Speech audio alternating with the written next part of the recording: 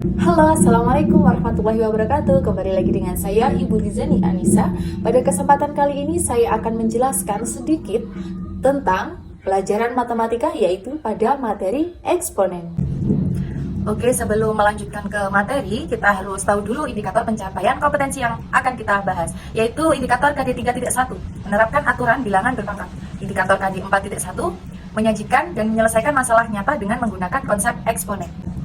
Adapun tujuan pembelajaran pada materi ini, yang pertama yaitu mengidentifikasi bilangan berpangkat, menjelaskan pengertian bilangan berpangkat menggunakan aturan bilangan berpangkat, menyajikan masalah nyata dengan menggunakan konsep eksponen, menyelesaikan masalah nyata dengan menerapkan konsep eksponen, menunjukkan kerjasama dan komunikasi dalam kerja kelompok, menunjukkan sikap jujur, disiplin, dan tanggung jawab dalam menyelesaikan tugas yang diberikan.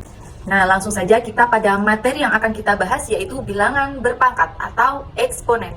Oke, nah sebelum kita lanjut ke pelajaran lebih lanjut, kita harus tahu dulu dari pengertian eksponen itu apa sih? Oke, mari kita simak bareng-bareng, oke? Eksponen adalah bentuk perkalian dengan bilangan yang sama yang diulang-ulang atau biasa disebut perkalian berulang.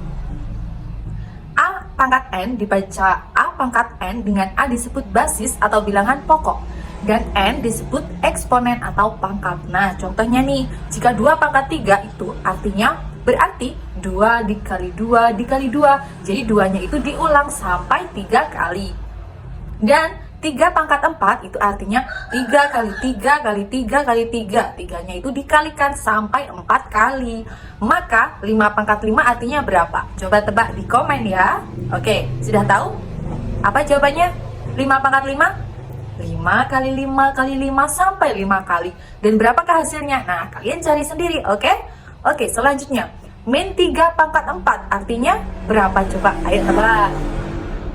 Ada yang tahu? Nah, min 3 dikali min 3 dikali min 3 dikali min 3 sampai 4 kali. Hasilnya berapa? Positif atau negatif? Ada yang tahu?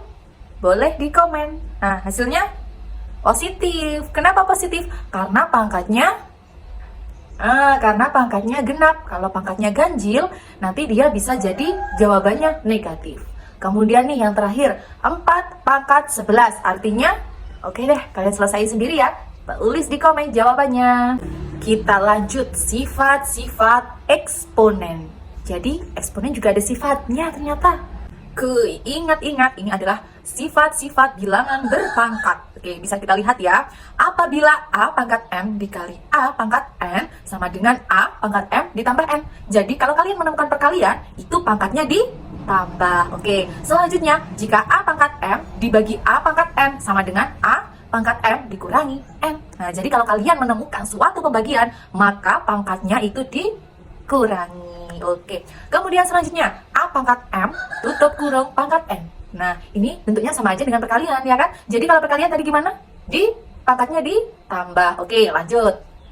A pangkat M kali B pangkat M sama dengan A kali B pangkat M. Nah, ini A, B. Berarti A nanti bisa jadi angkanya berbeda. Nah, jadi tetap ya, nanti kalau misal pangkatnya berbeda kalau perkalian, tadi apa? Ditambah. Oke, bisa ya. Lanjut. Nah, ini adalah bentuk perperan nih selanjutnya. Perperan itu kan sama aja dengan pembagian ya. Nah, jadi lihat aja ini ya. A pangkat M per B pangkat M sama dengan buka kurung A per B pangkat M. Nah, untuk B tidak sama dengan 0. Jadi asalkan nanti B-nya itu nilainya tidak 0. Oke, bagus, mantap. Oke, sekarang lanjut. A pangkat 0 sama dengan 1. Jadi berapapun angka yang pangkatnya 0, pasti hasilnya 1. Oke, pintar sekali. Untuk A tidak sama dengan 0. Jadi syaratnya nanti A itu nilainya nggak boleh 0. 0 pangkat 0 misalnya itu tidak boleh. Jadi A itu tidak boleh 0. Paling minimal 1 lah misalkan. 1 pangkat 0 hasilnya 1. 5 pangkat 0 hasilnya 1. Dan seterusnya. Bisa ya? Mudah sekali. Oke, sekarang lanjut. Akar N A pangkat M. Nah, jadi bentuknya nanti kalau dijabarkan seperti itu. Sama dengan A pangkat M per N. Oke, bisa dipahami ya? Oke, lanjut. A pangkat minus M sama dengan 1 per A pangkat M. Nah, jadi kalau kita mau menghilangkan M-nya untuk menjadi positif, itu harus diturunkan. Di atasnya harus dikasih 1 per. Itu ya, paham ya? Oke, kalau paham kita lanjut. Oke, lanjut ke contoh soal bilangan berpangkat atau eksponen. Yuk, nomor 1. Sederhanakanlah 7 pangkat 3 kali 7 pangkat 5 dikali 7 pangkat min 2. Ayo, hasilnya berapa? Nah, kalian tahu kan, kalau terdapat perkalian berarti pangkatnya ditambah. Coba kita bareng-bareng ya. Langsung saja ada 3 tambah 5 berapa? 8. 8 dikurangi 2 berapa? Hah? Oke, 6. Oke, betul. Hasilnya berarti 7 pangkat 6. Kemudian 7 pangkat 6 itu berapa sih? Coba nanti hitung sendiri, oke? Lanjut ke nomor 2. 2 pangkat 10 dibagi 2 pangkat 8. Ingat, tadi kalau pembagian pangkatnya harus diapakan nih? Harus dikurangi, betul sekali, harus dikurangi. Jadi langsung saja 10 dikurangi 8, berapa? 2, oke. Jadi hasilnya nanti berarti 2 pangkat 2. 2 pangkat 2 berapa? Masa ada yang nggak tahu sih? 2 pangkat 2 hasilnya 4, oke.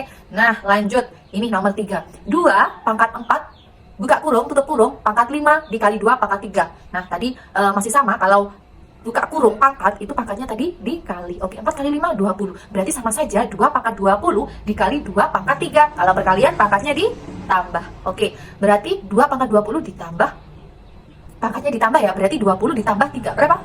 23. Oke, bisa ya. Kalau ada pertanyaan silahkan tunjuk di komen. Nah, ini masih sisa di nomor 4, 5, 6. Coba kalian jawab, tulis di komen ya. Untuk materi selanjutnya ditunggu part 2.